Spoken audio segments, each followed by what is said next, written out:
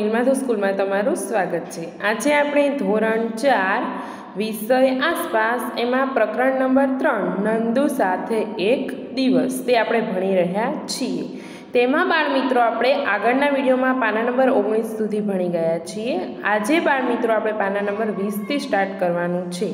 તો બધા બાળમિત્રો મારી સાથે આસપાસની બુક કાઢશે અને તેનો પેજ નંબર 20। તેમાં એવું કહ્યું છે બાળમિત્રો કે સૂર્યાસ્ત પછી ટોળું રહેઠાણ તરફ જવા લાગ્યું। ત્યાં પહોંચતા સુધીમાં નંદુ ખૂબ જ થાકી ગયો હતો। તે તેની માતાના આગળના પગ વચ્ચે ગોઠવાઈ ગયો અને તે તેનું દૂધ પીતા પીતા સૂઈ ગયો।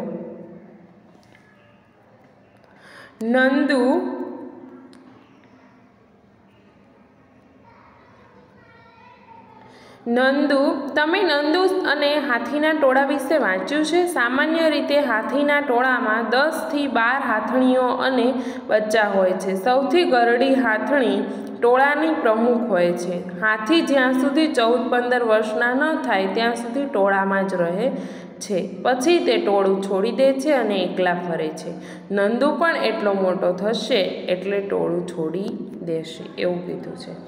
ત્યાર પછી એવું કીધું છે બાળમિત્રો કે હાથીઓની જેમ બીજા ઘણા પ્રાણીઓ પણ જૂથમાં રહે છે। આ પ્રાણીઓને ટોળું કહે છે। ટોળામાં રહેતા પ્રાણીઓ ખોરાકની શોધમાં સાથે જ ફરે છે। જો તમે નંદુ હો અને તમે ટોળામાં રહેતા હો તો તમે શું કરશો? તો એમાં જવાબમાં લખવાનું છે કે જો હું નંદુ હોત તો હું પણ તેની જેમ નાચતો, કૂદતો, ફરતો, રમતો અને રાત પડતા માતા પાસે સૂઈ જતો। અહીંયા તમારે આ જવાબ લખવાનો છે કે જો હું નંદુની જગ્યાએ હોત તો હું પણ તેમની જેમ નાચતો, કૂદતો, ફરતો, રમતો અને રાત પડતા માતા પાસે જઈને સૂઈ જતો। ચલો આટલું લખ્યું બાળમિત્રો? સરસ। ત્યાર પછી આપણને કહ્યું છે કે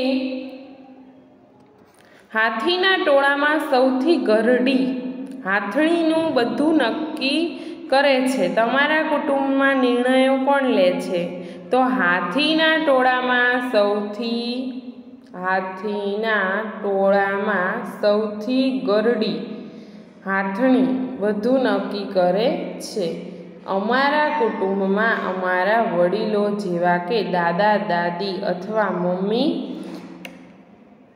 પપ્પા બધા નિર્ણયો લે છે। બરોબર છે। અહીંયા આપણું પાના નંબર 20 પૂરું થયું છે। હવે પછીનું પેજ નંબર છે 21। ચલો બાળમિત્રો પેજ નંબર 21 ખોલો।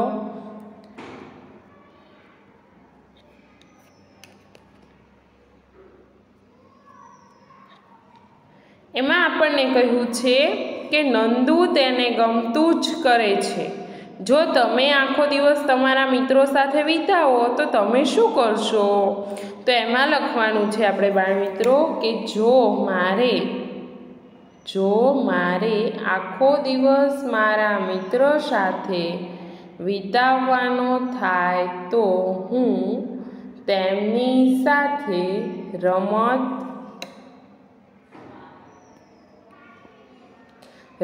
રમું, ગીતો ગાઉં અને ડાન્સ કરું, ચોકલેટ, આઈસ્ક્રીમ ખાઉં, ઘણી બધી વાતો કરું અને ટીવી જોઉં અને ખૂબ જ મસ્તી કરું।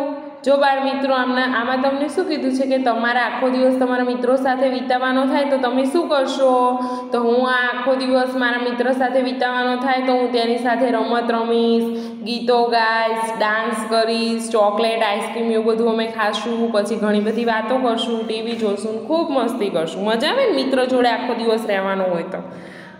સમજાણું તમને? એટલે એ આપણે લખવાનું છે। ત્યાર પછી આપણને કહ્યું છે બાળમિત્રો કે બીજા કયા પ્રાણીઓ ટોળામાં રહે છે તે શોધી કાઢો। તો બાળમિત્રો ગાય, ભેંસ, બકરી, ઘેટાં, હરણ, શિયાળ, જીબ્રા, કાબર, ચકલી વગેરે ટોળામાં રહે છે। ચલો લખો બાળમિત્રો। ત્યાર પછી છે શું તમે પણ જૂથમાં રહો છો? શું તમને બધાની સાથે જૂથમાં રહેવું પસંદ છે? તમને કેમ જૂથમાં રહેવું પસંદ અથવા નાપસંદ છે તેના કારણો નીચે લખો. તો બાળમિત્રો આપણે એ લખવાનું છે.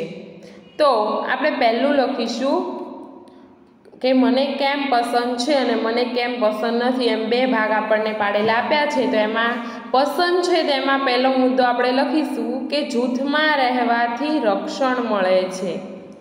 શું? જૂથમાં રહેવાથી રક્ષણ મળે છે. અને આમાં પહેલો મુદ્દો આવશે કે જૂથમાં અંદરો અંદર ઝઘડા થવાની શક્યતાઓ વધારે રહે છે. ચલો બંનેમાં પહેલો મુદ્દો થઈ ગયો. ત્યાર પછી બીજો મુદ્દો લેવાનો છે બંનેમાં. તો આમાં બીજો મુદ્દો આવશે જૂથમાં રહેવાથી તાકાત વધે છે.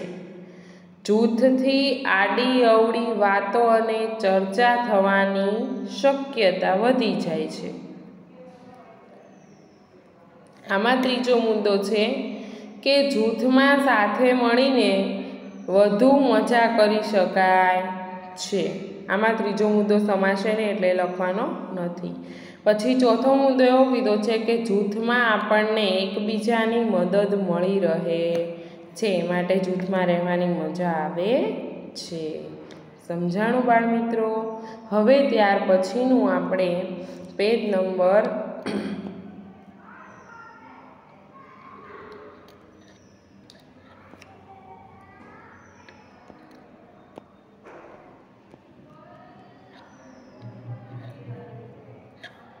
22. તેમાં આપણને કીધું છે કે તમે બીજા કયા પ્રાણીની સવારી કરી છે તેમના નામ લખો. તો આપણે બાળમિત્રો જેની ઉપર બેસીને સવારી કરી હોય તેના નામ આપણે લખવાના છે. તો લખવાનું છે ઘોડો, ઊંટ અને હાથી. પછી આપણને એવું કીધું છે કે જો તમને હાથી પર બેસાડવામાં આવે તો તમને કેવું લાગે? તો જો મને હાથી પર બેસાડવામાં આવે તો મને ખૂબ જ મજા પડે છે. મજા આવે ને હાથી ઉપર બેસવાની બાળમિત્રો?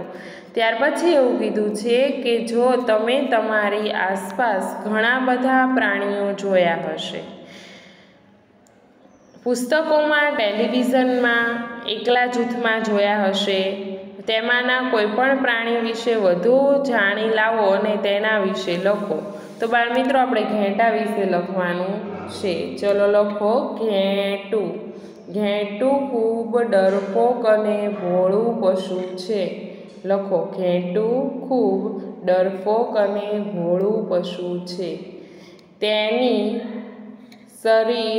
તેનું શરીર ભારે અને પગ ટૂંકા હોય છે. તેનું શરીર ભારે અને પગ ટૂંકા હોય છે. એનું આખું શરીર ઊનથી ભરેલું હોય છે. તેનું આખું શરીર ઊનથી ભરેલું હોય છે. ઘેટાનું ટોળું ભરવાડના નેસ કે વાડામાં રહે છે. ઘેટાના બચ્ચાને ગાડરું કહેવામાં આવે છે. ચલો આટલું બધું લખવાનું છે બાળમિત્રો ઘેટાં વિશે. ચલો લખ્યું? સરસ. જો અહીંયા આપણને ચિત્રમાં હાથીની સવારી કરતા આપણને આપ્યા છે. જો હાથી ઉપર બધા બેઠા છે, અહીંયા દેખાય છે. હાથીની સવારી કરે છે. શું કરે છે બાળમિત્રો? સવારી. તમને પણ કદાચ હાથીની સવારી કરવાની કીધી હોય તો તમને પણ મજા પડે ને બાળમિત્રો? ત્યાર પછીનો આપણો પેજ નંબર છે 23. ચલો પેજ નંબર 23 ખોલો. એમાં આપણને કીધું છે કે વિચારો અને કલખો. બગલો ભેંસ ઉપર શા માટે બેઠો છે? જો બાળમિત્રો તમને ચિત્રમાં દેખાય છે ને, બગલો બેઠો છે જો ભેંસની ઉપર. એટલે એવું આપણને સવાલ પૂછ્યો છે કે બગલો ભેંસ ઉપર શા માટે બેઠો છે? તો બગલો ભેંસ ઉપર બેસીને જીવડાઓ ખાય છે, તેથી બગલો ભેંસ ઉપર બેઠો છે. બાળમિત્રો ભેંસ હોય ને એ આખો દિવસ ભીનામાં, કાદવ કીચડમાં ત્યાં બેઠી રહે. એટલે જે કાદવમાં જીવડા હોય ને બધા એના શરીર ઉપર ચોંટી જાય ભેંસના, એટલે જે જીવડા હોય ને એ ખાવા માટે બગલો ત્યાંની ઉપર બેસે. સમજાણું તમને બાળમિત્રો? આ તમને આઈબુકમાં તમને એક કારણ પૂછાશે કે કારણ આપો, બગલો ભેંસ ઉપર શા માટે બેઠો છે, કારણ આપો. તો એમાં આપણે આ કારણ લખવાનું છે કે ભેંસ છે ને એને આખો દિવસ કાદવમાં કીચડમાં બેસેલી હોય છે, આથી જે કાદવમાં જે જીવડા હોય છે ને એના શરીર ઉપર ચોંટી જાય છે, એટલા માટે બગલો એની ઉપર બેસીને તે જીવડા ખાઈ જાય છે. તમે કોઈ પ્રાણીને બીજા પ્રાણી પર સવારી કરતું જોયું છે? તેના નામ લખો.